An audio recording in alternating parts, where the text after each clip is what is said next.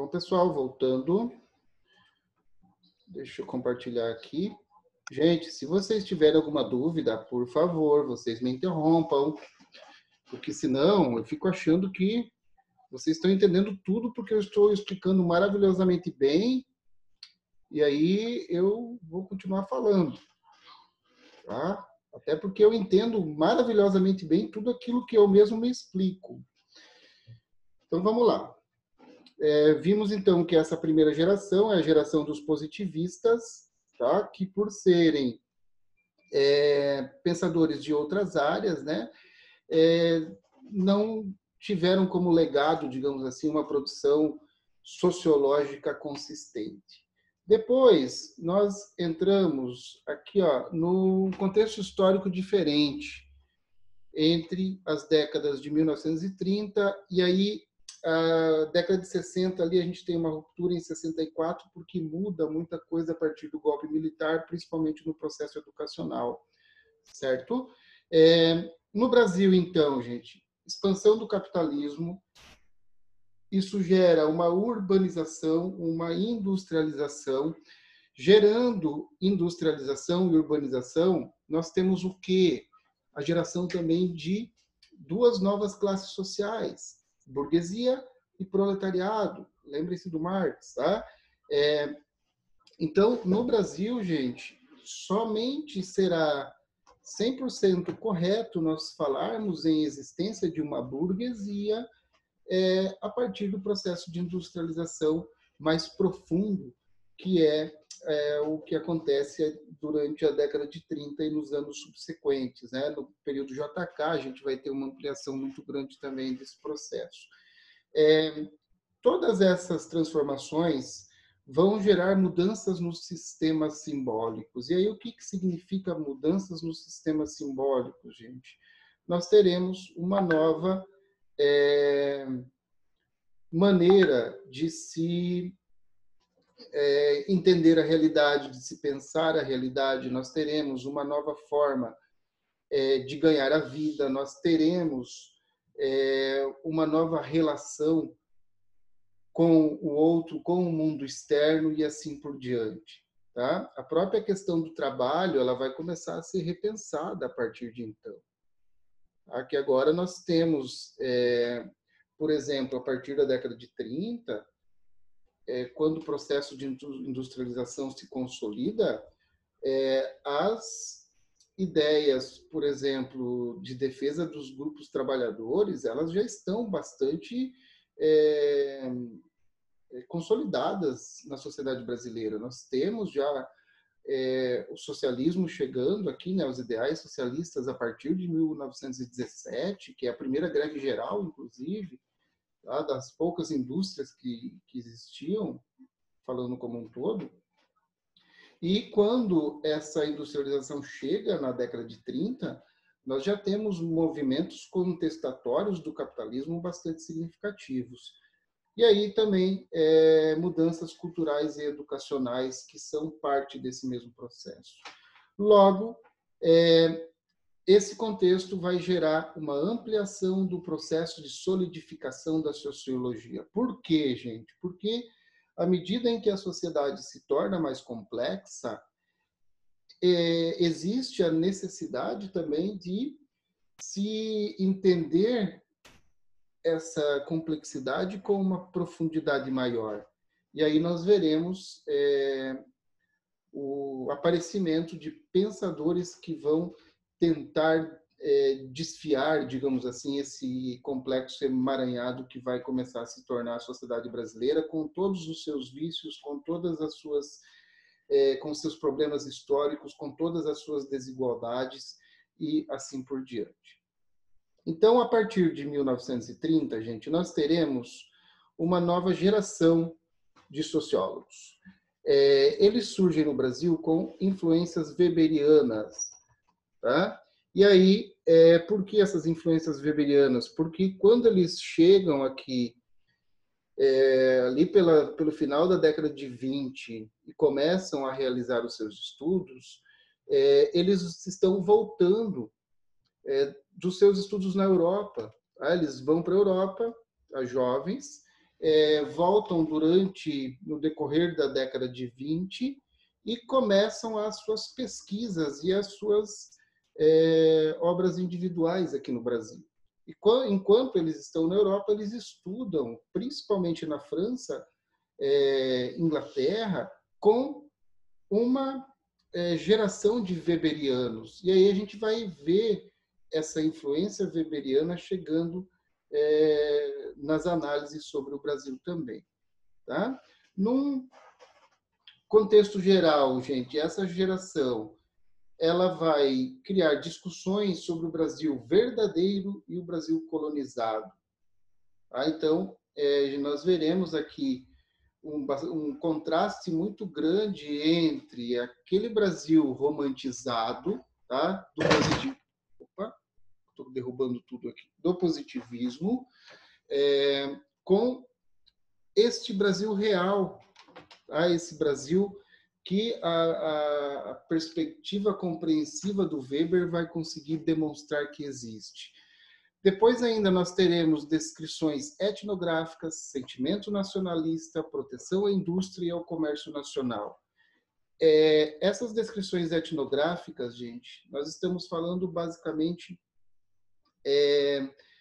de uma série de estudos que vão tentar identificar a identidade do brasileiro. E aí esse item, ele se junta com o sentimento nacionalista, por quê? Porque no princípio da década de 30, o próprio governo Vargas vai tentar criar uma identidade nacional. Se vocês lembrarem, é durante o governo Vargas que nós teremos a descriminalização do samba, por exemplo. O samba ele era um tipo de cultura criminalizada. Aonde que estava o samba? Quem é que praticava o samba? A coisa estava em cima da favela e era coisa de negro favelado, certo? Durante essa criação do sentimento nacionalista, que é uma política de Estado do Vargas, e aí tem toda a questão, né, do contexto ali do nazifascismo na Europa, tal. A gente não vai entrar nessa discussão aqui agora, certo? Mas esse sentimento nacionalista ele vem tentando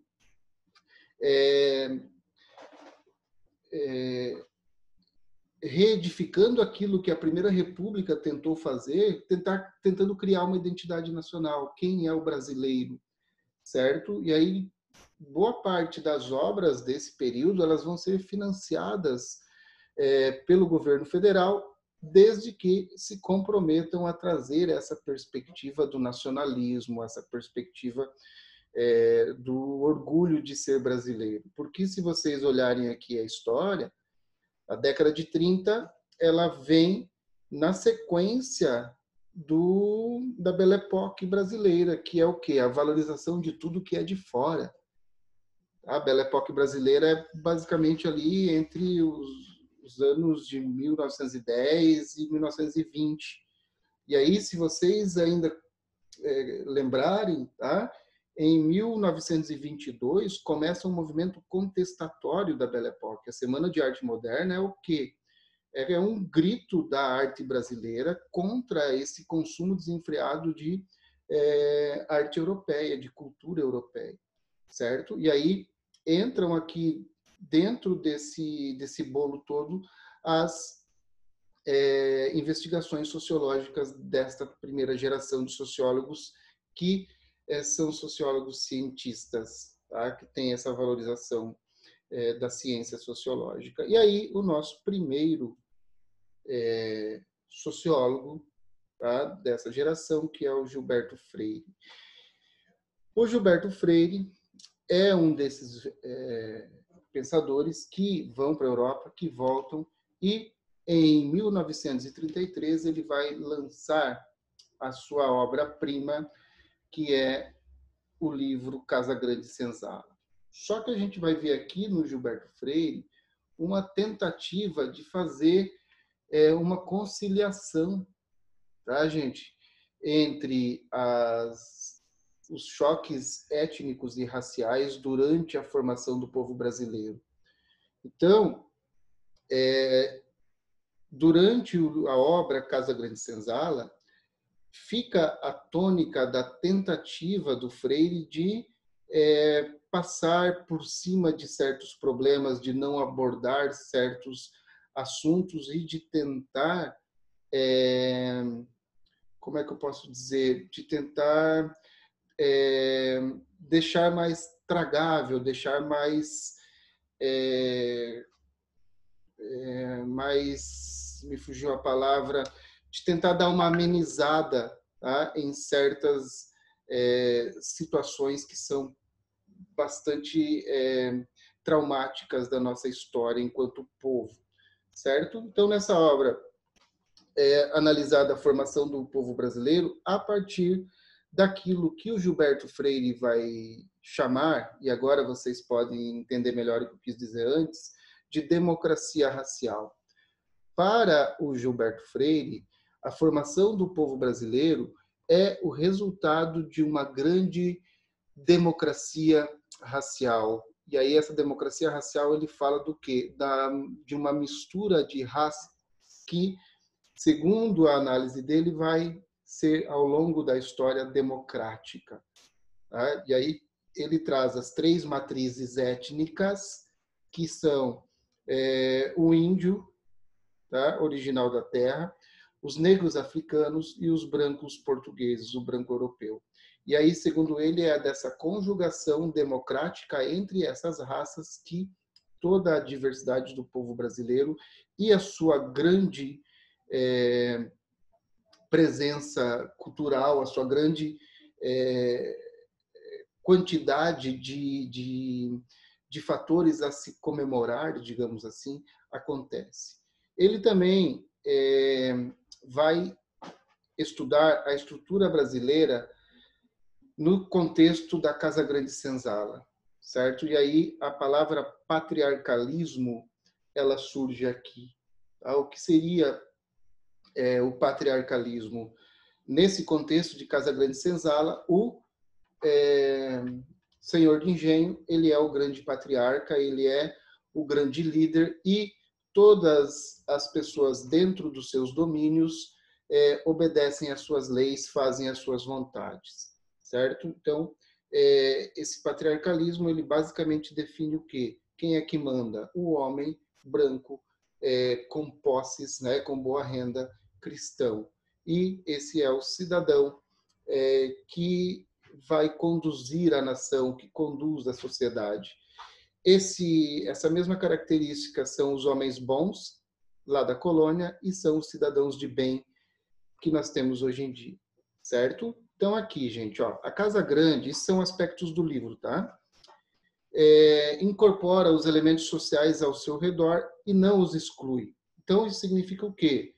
Que, olhando aqui a Casa Grande como se fosse a elite cultural, ela vai incorporar os demais elementos sociais e não excluir. O patriarca se torna o dono, o patriarca se torna dono de todos ao seu redor, escravos, filhos, esposa, parentes, empregados livres e assim por diante. A partir deste universo, nós temos, então, o início de um processo de miscigenação entre esses elementos, de conjugação. O Gilberto Freire, como eu falei, ele torna mais brando, tá, algumas questões traumáticas. Por exemplo, ele refuta a existência de uma raça inferior e exalta o lado positivo da mistura de raças. Então, basicamente, o Gilberto Freire faz o quê, gente? Ele analisa tudo aquilo que o brasileiro tem de bom. Ele exalta as características positivas, por exemplo, dos indígenas, dos negros. E aí, a partir da exaltação dessas características, ele vai buscar dentro do Brasil ali atual, né, do Brasil moderno, onde que essas características aparecem exaltando a cultura nacional. certo? O Gilberto Freire, então, ele faz do nosso processo colonizatório e miscigenatório uma espécie de grande aventura democrática, uma coisa de onde só coisas boas surgiram. O Sérgio Buarque de Holanda também é um weberiano, talvez o mais clássico. Professor. Pode falar, quem é? Poli? Deixa eu te fazer uma pergunta. Isso. Só te fazer uma pergunta. O Gilberto Freire, com essa exaltação que ele teve com o Brasil e tal, ele sofreu algum tipo de crítica, alguma coisa assim? Vai sofrer ou foi tudo depois. aceito? Vai sofrer mais tarde, tá, Poliana?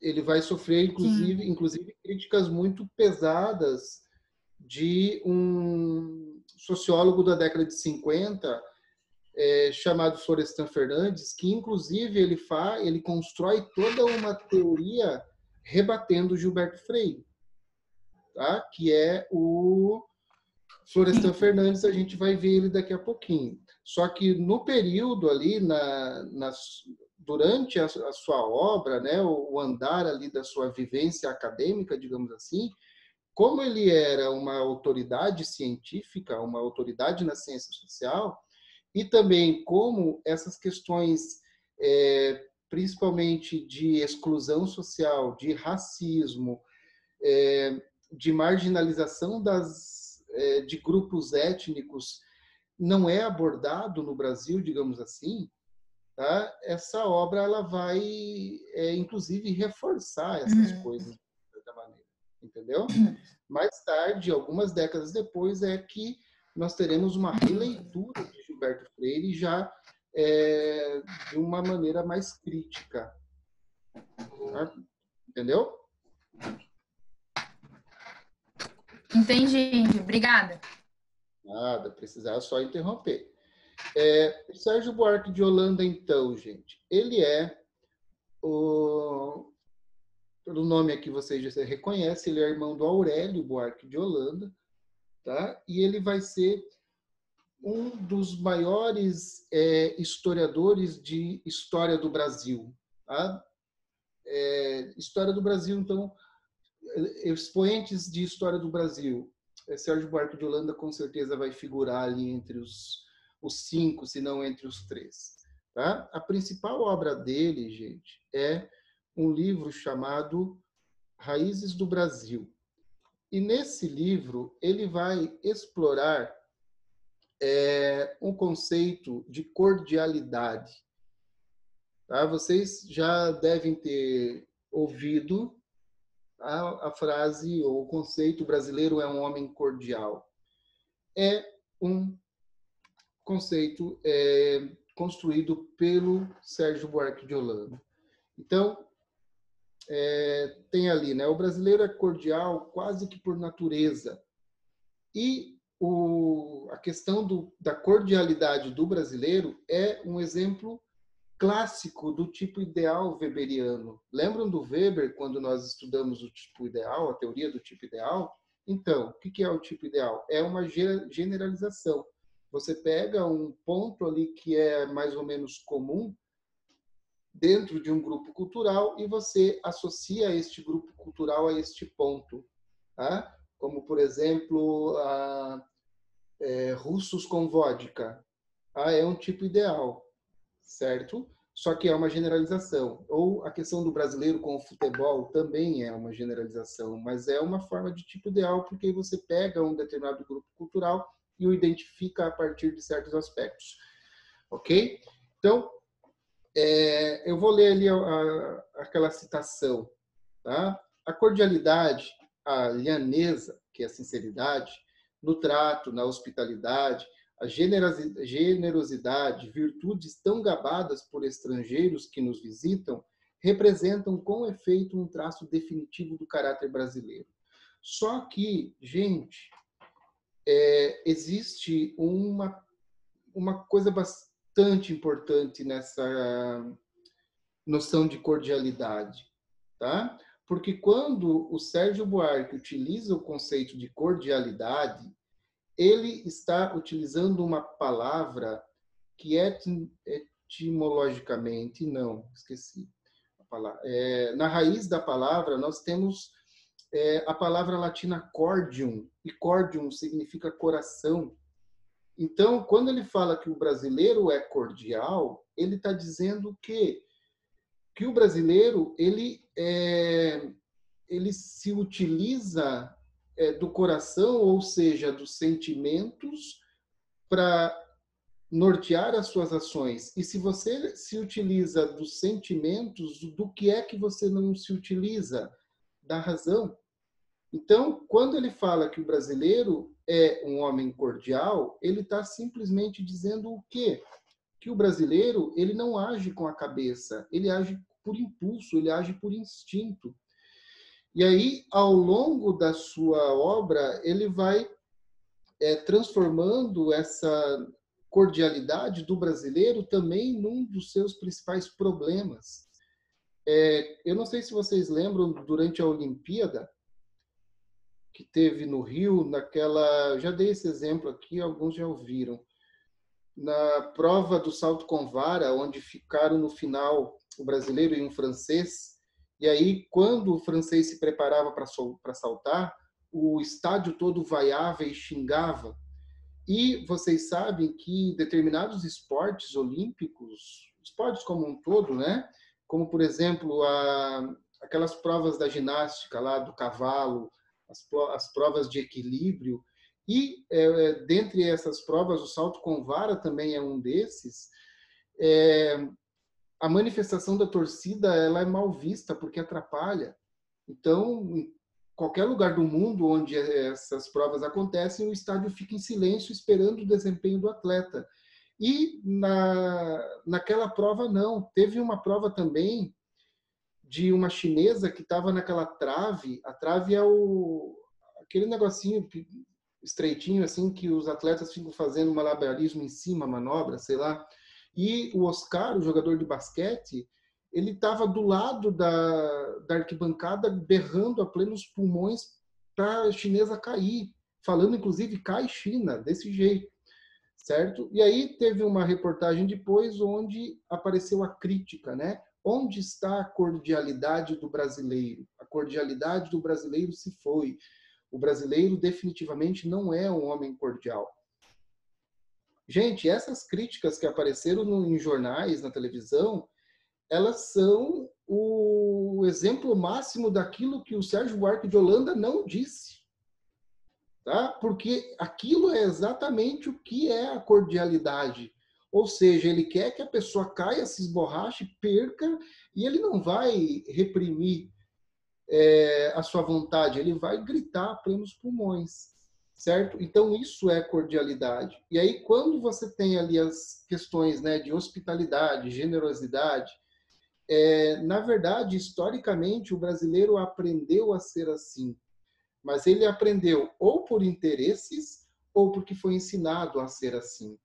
E aí o Sérgio Buarque de Holanda vai desvendando essas raízes, né, do comportamento de brasileiro a partir desta noção de cordialidade. Eu espero que vocês tenham entendido e que jamais confundam, porque reza a lenda que se você confundir o conceito de cordialidade, aparece para você o Sérgio Buarque de Holanda no espelho quando você for escovar o dente à noite, certo? A colonização brasileira, então, ele vai se utilizar também de uma metáfora que é a parábola dos semeadores e dos ladrilhadores, que também são tipo ideais. E aí ele vai analisar portugueses e espanhóis, no caso da colonização da América, dentro dessa parábola. E para ele, os portugueses são os semeadores. Tá? O que faz o semeador? Ele pega a semente e ele vai espalhando, ele vai jogando a semente para os lados e não importa, não se importa muito onde ela vai cair. Aquela que cai em terreno fértil vai vingar, a que não cai não vai vingar, e o semeador entende que tudo aquilo faz parte do jogo, certo? Então, sobre a colonização e o comportamento português que o brasileiro assimilou. Tá? Então, a gente tem o quê? A má vontade para com as letras. Tá? Camões, gente, é um ponto extremamente fora da curva, certo? Ali, principalmente no início da era moderna portuguesa. A má vontade para com a imprensa, para com a educação. Falei para vocês dos colégios, né? Se vocês analisarem, por exemplo, a criação de universidades, a primeira universidade espanhola na América, eu vou chutar aqui, não vou chutar, mas ela é ainda do século XVI, tá? 1500 e alguma coisa, a Espanha já constrói uma universidade ali na região do Caribe. Sabe qual é a primeira universidade que existe no Brasil? Tá? É o FPR, lá na década de 1920, 1930. Tá? Então, isso demonstra o quê? Uma relação muito diferente que espanhóis tinham com o conhecimento e portugueses tinham com o conhecimento. E isso está ainda, né, voltando, atrelado ao tempo de contato que portugueses e espanhóis tiveram com os árabes. A Espanha ficou muito mais tempo em contato com os árabes na Península Ibérica. E os árabes, eles tinham uma relação com o conhecimento de muito apreço. Então, eles vão aprendendo isso com os árabes. Como os árabes foram expulsos de Portugal muito cedo, tá? Antes de 1453, bem antes, os portugueses não desenvolveram essa relação. E aí, eles têm essa má vontade para o conhecimento, segundo Sérgio Buarque de Holanda. Então, para o Sérgio Buarque de Holanda, quando eles chegaram no Brasil, eles vão começar a semear, e aí vão semear ali no litoral brasileiro, e eles pouco se importam, pouco tentam expandir, pouco tentam crescer economicamente, essas coisas. Já os espanhóis, ele vê como ladrilhadores. O que é um ladrilhador, gente? É um cara que constrói mosaicos de ladrilhos. E aí, para você realizar esse trabalho, você tem que ter todo um cuidado, toda uma dedicação, toda uma atenção muito maior. Tá? O ladrilho ele tem que ser colocado exatamente no local correto, da maneira correta, tá? Para que ele se torne uma obra completa. Então, percebam como existe a diferença entre o cara que semeia, né, que joga, e o cara que vai ali, que encaixa certinho, bonitinho os negócios. Então, colocando isso no contexto da colonização, ele diz o seguinte, que os espanhóis eles vão se embrenhar no coração da América, ocupando-a com cidades planejadas, abrindo escolas, gráficas e universidades, desbugrando o novo mundo. Essa palavra desbugrar, ela soa hoje para nós totalmente incorreta politicamente, porque é uma palavra que tende aqui a ser preconceituosa com a etnia bugre. Tá? Hoje em dia a gente não usaria essa palavra, nem o Sérgio Buarque de Holanda com certeza, mas nós temos o contexto histórico, né, gente? Aqui, ó, a escravidão na formação do Brasil vai cunhar duas ideias principais. E olhem só como isso é verdadeiro, gente. O trabalho manual, trabalho braçal é desvalorizado. Tá? Então, o trabalho é coisa de escravo. O que é que o não escravo, a pessoa que tem condições, vai fazer? Vai buscar outras atividades que não exijam a força física. E ainda hoje, se a gente olhar dentro da nossa sociedade, a grande parte das profissões que têm as menores remunerações são aquelas que exigem o trabalho braçal. Tá? Por quê? Porque é coisa que qualquer um faz.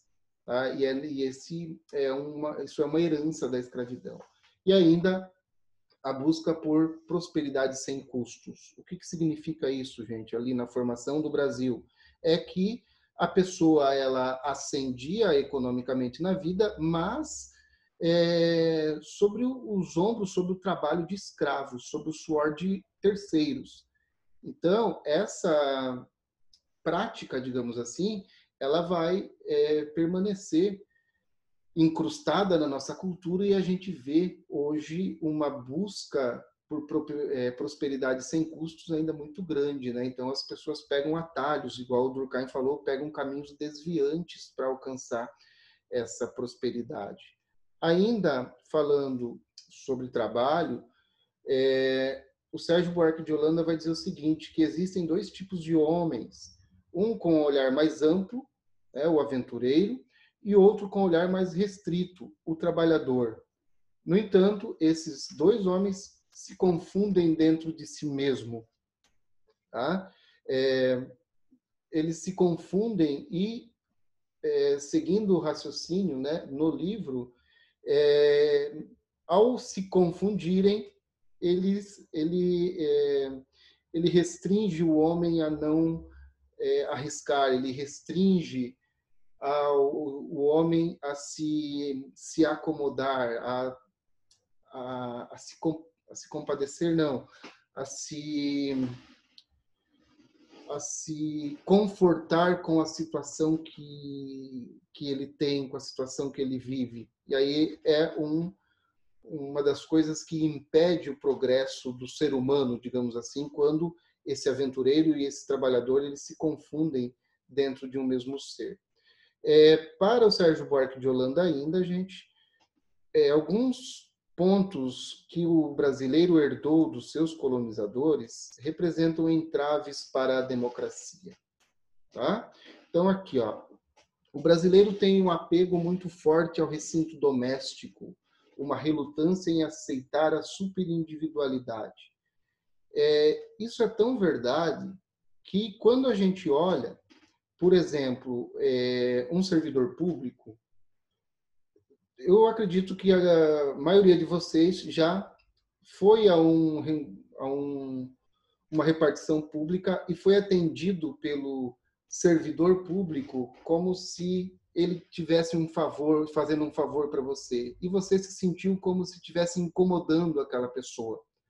Tá? O que é isso, gente? É a dificuldade que o brasileiro tem por não ser racional e sim ser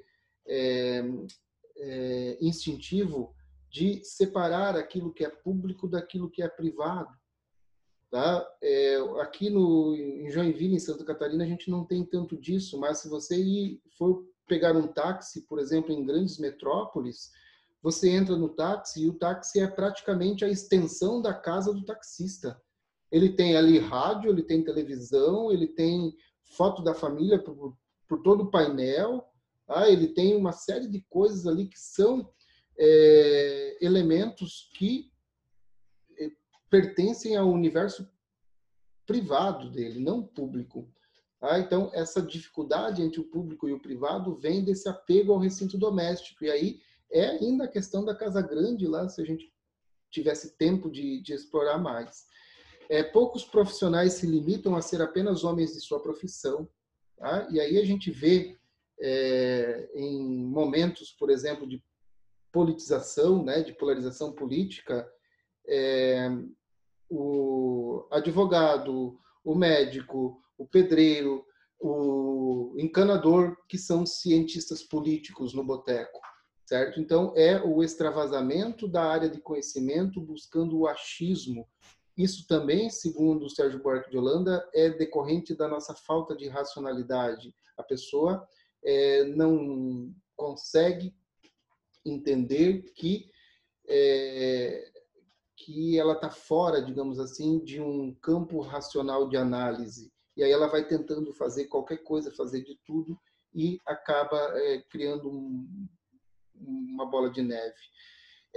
Alcançar prestígio e dinheiro sem esforço, então, aquilo que a gente falou antes. Para ele, a democracia foi sempre um mal-entendido no Brasil, tá? E isso vem desde a nossa herança cultural colonial. Por quê? Porque Portugal e Espanha, por eles estarem na periferia da Europa, eles vão vivenciar as relações feudais e, posteriormente, as relações industriais de uma maneira diferente. Tá? O individualismo, o viva por si próprio, sempre vai ser muito forte em Portugal e na Espanha. Só que em Portugal isso é mais traumático ainda, e a gente no Brasil recebe isso por herança. Por exemplo, né, os grandes movimentos sociais e políticos vieram de cima para baixo. O povo ficou indiferente a tudo. Então, se você olhar, por exemplo, a independência foi a elite que fez. Inclusive, tem inúmeras comparações, né, do o que o povo estava fazendo. A República, existe uma obra chamada Os Bestializados, né? A República foi um momento de grande transformação, só que não veio de baixo para cima, não foi o povo, foi a elite que fez. A Revolução de 30, tá? Que é uma transição política bastante significativa, ela vem da elite. Tá? Quando o povo tentou se levantar por algum motivo, nós tivemos um contragolpe muito forte por parte da elite, um contragolpe extremamente violento e autoritário. Vocês já vão estudar, se não estudaram ainda, as revoltas coloniais, as revoltas regenciais, o próprio episódio da Inconfidência Mineira, né, que foi dia de Tiradentes essa semana passada. Então, as nossas transformações, elas vêm de cima para baixo. Chegando mais próximo ao nosso tempo, ao que foi o movimento dos cara-pintadas, por exemplo, foi o movimento da classe média, da elite, que só ganhou corpo quando a mídia elitizada começou a apoiar, e assim por diante. Tá? Os movimentos de 2013, a gente pode analisar, mas teve um componente muito democrático de classes participando das manifestações. Das manifestações até pode ter tido, mas o que resultou das manifestações? Qual a classe que, surfando na onda das manifestações de 2013, conseguiu cargos políticos, conseguiu posições políticas com capacidade de realizar transformações? Foi a elite, aquela elite liberal, que é filha de uma elite liberal, e assim por diante, sucessivamente. Galera, a gente tem ainda bastante coisa para ver. Deixa eu ver o horário. Deixa eu parar, eu quero conversar com vocês. Parar aqui. Só um pouquinho. São 5h15. Vocês querem fazer mais uma sala? Ou a gente deixa isso para quarta-feira que vem? Quero ouvir de vocês aí. Vocês que estão ouvindo, vocês que devem estar cansados. Por favor.